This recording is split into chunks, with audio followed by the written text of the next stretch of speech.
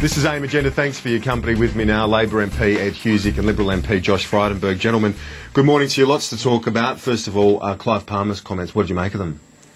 Well, at least he's not talking about the KGB being involved, and he's only talking about the CIA. Look, but I think there is a serious point here, Kieran, and the serious point is that the Greens don't need any help from anyone else in their attempts to stop the coal industry. The coal industry is Australia's largest export earner. Over $55 billion of export income.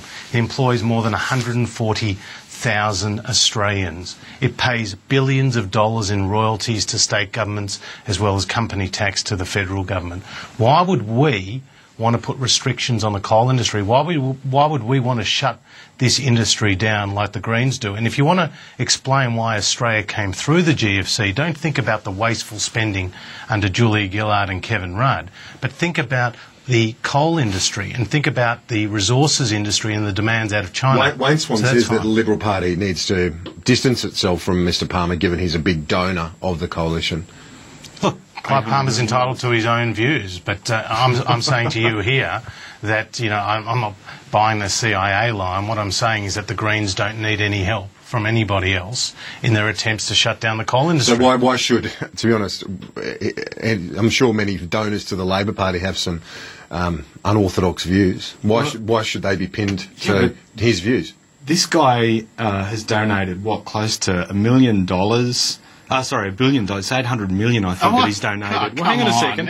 800 million over 2 years. It's a rubbish figure. You don't even know. 800 million over 2 years to the Liberal Party. I mean, if the Liberal Party like this guy as a mate, they should go and talk to Football Federation Australia and see what they think of Clive Palmer as a mate. And the issue is, what does that influence? What does that type of donation lead to in terms of decision making? What donation? And the other thing is to, you know, we've got a guy who said the CIA is working with Greenpeace and this massive global conspiracy. I mean, this is the guy who's donating to the Liberal Party, then seeking influence on policy. And I'd like to know, well, what are they saying, you know, in terms of to the US and others when it comes to dealing with their big mates, the big donors, and the type of influence they've got? I mean, it's just ridiculous. And I think you can go and talk about the Greens as much as you like. The big problem is this guy puts stacks of money in the Liberal Party and has a lot of income. You just say just a fraction of what the union movement puts into the Labor Party. Chestnut. You know a lot about foreign policy. You have a keen interest in it. How would this go down in Washington? Would they take it seriously, or would they? No, I think they just dismiss it. To be honest, okay. I don't think anyone's talking seriously about the CIA being involved in this. But there's a serious point. There is a serious point here. There is a serious point here. That the Greens are determined to end our coal industry. Okay, well let's look at the mining tax. Okay, because we've got beyond the rhetoric. There's a bit of substance here. Legal challenge. The government says it's confident it'll win it, but it's hard to have that much confidence when you're looking at it from an observer's point of view. Given you were confident before the Malaysia challenge, you lost that one. Yeah, lots of obituaries. This is going to have huge implications. A lot of obituaries written about the mining or the minerals resource rent tax, and we've been able to secure its passage through a minority, where we're in a minority government situation in a hung parliament, and we've been able to get that through. And I've got to say, the close to 10,000 small businesses in my neck of the woods that get an asset tax write-off funded through what we've been able to do on MRRT, great news there. The people can talk about, there'll be people that'll talk about a challenge. You know, it's up to them to make a challenge they're totally entitled to. We're getting on with the job of basically providing some of the biggest injections and support for small business that have been seen. No government has done it the way that we've been able to successfully do it in this way. Do you hope that the legal challenge is successful against the mining tax? Look, let's see how it plays out, but I think there are serious legal grounds here to challenge the mining tax. But I want to make 3 points about it. Firstly, it's been a dog of a process. I mean, the government has handpicked 1 out of 138 Henry tax review suggestions with the mining tax, and we know what Kevin Rudd started with, and we know what we've ended up with. The second thing is it's going to send jobs and investment offshore. I mean, the people who were celebrating most were the Canadians. The Canadian finance minister came out when the mining tax was promoted and said this is great for Canada because it's going to give us a competitive advantage. And then thirdly, this government has committed to spending more than $4 billion than it will raise under the mining tax. So it's actually going to create a problem for our own budget with all these promises and handouts. Well, the government's trying to pin this on the coalition when really you're in government, and when it comes to delivering tax cuts for the larger companies, you should really be held to account in terms of bringing the Greens on board, shouldn't you, or getting it through? Why? Look, if they don't support the mining It's tax, a coalition, well, we mate. held to account a lot, but I mean, the fact of the matter is, we're in a situation where we've got a tight parliament and where every single vote counts and where we've got to be able to get legislation through. We've been up front, we've been able to talk through how we're doing what we're doing. I mean, we've got Josh talking about the budget, and they've got 70 billion of savings they've got to find, but we're safe because Andrew Robb's found 50 million in savings he reckons he can find on government consultancies, the other chestnut, whenever you want to find a saving. How about half a billion, So mate? you've got, How what about is it, half a billion? 69,950 million to go in savings. You've got 50 million. Ed, where are you and going another with this? 69,950 million to go. but in terms you of guys have got huge but to the problems in business terms of community, finance. You're off message this morning, mate. You're off a good one. message. you're saying you want to I deliver know I'm on tax it, and I'll cuts, get you going but like that. you say you want to deliver tax cuts to big and small business. Yeah. Well, you're not going to be able to do it unless you get the Greens on board. Why? You're trying to pin it on the coalition, obviously, but it's the government that needs to find a way through this It's the and first get the time Greens. but hang on a second. It's the to first back it. time a Liberal leader has knocked back tax cuts, corporate, particularly in this case, a corporate tax cut. First time.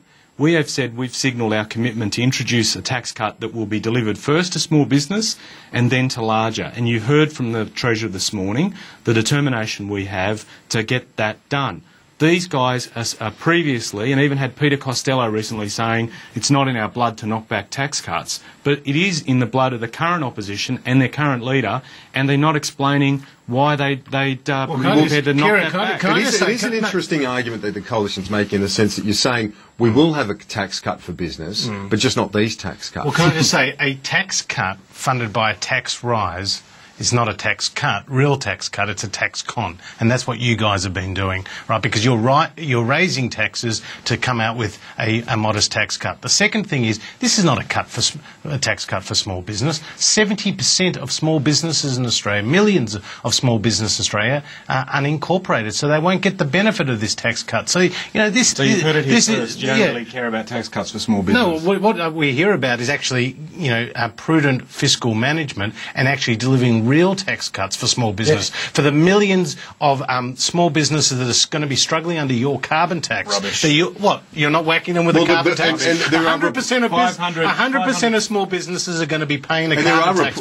let's use that as a segue onto that, How we because I doing want on to that? ask you about the prices that we've seen the report today. People are already paying prices well above Canada, well above the United States, and then highest in the world. there's going to be another. Why is that? You used to work in this field. Yep. Why are they paying so much? And a lot of it has been stalled investment in generation because people have been waiting to see, the industry's been waiting to see where we move on this. They've had the realisation for many years now that we're going to have to move on carbon pricing. We've been talking about it. There'll be no we're getting carbon it done. tax under the government So I lead. as a result of that, industry has stalled in generation. Supply continues to decrease relative to demand increases, and that's why we've gone so there. you think it won't? So- it might not. No, this you're will hoping smooth that out. That's This why you will- broke they've the already promise priced on it the in. carbon tax, mate. This is why you'll see there's greater certainty in terms of investment in generation to be able to supply growing demand. That will occur as a result of what we've got now, and also as much as you've got people talking about what price increases might result as a result of the putting a price on pollution, we have been able to also deliver that assistance package that starts kicking in Well, the that's next true. month or There is so. that assistance package that kicks Well, in I've before the price does. Can I tell you, I've got a lot of people in my electorate, small businesses, self-funded retirees and others who come through my door saying we're not going to get compensation under this carbon tax package. This is going to be a big hit to Australian small businesses, to Australian families and Australian households. Okay, one last issue on foreign investment in farmland. A bit of a stoush in the coalition. One of your colleagues, Jamie Briggs, today has basically said that the debate about food security in large part is protectionism, camouflaged a debate about protectionism. Look, the good thing about our party room is that we have open debates, right? Unlike yours, which is Craven and Callow, according to your own Labor members. But the Nationals won't But can I just appreciate say- some of the look, suggestions being made. Look, I think, there is a debate going on within the Liberal Party and National parties about this important issue, but I want to make a couple of major points here. The